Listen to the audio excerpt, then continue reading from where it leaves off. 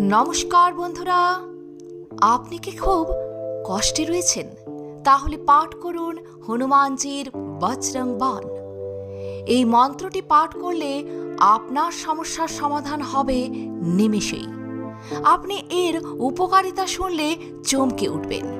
তো চলুন আমরা আজ জেনে নেব বজরং বাণ পাঠের উপকারিতা। বজরং বাণ হলো একটি শক্তিশালী প্রার্থনা যা ভগবান হনুমানের উদ্দেশ্যে নিবেদিত। তিনি ভক্তি ও সেবার মূর্ত প্রতীক এবং ভগবান হওয়ার আগে তিনি রামের ভক্ত হিসেবে পরিচিত।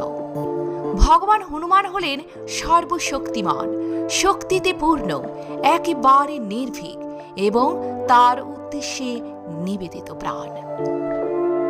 ভক্তদের মধ্যে একটা সাধারণ প্রশ্ন হলো বজরং বাণ প্রতিদিন জপ করা উচিত কিনা।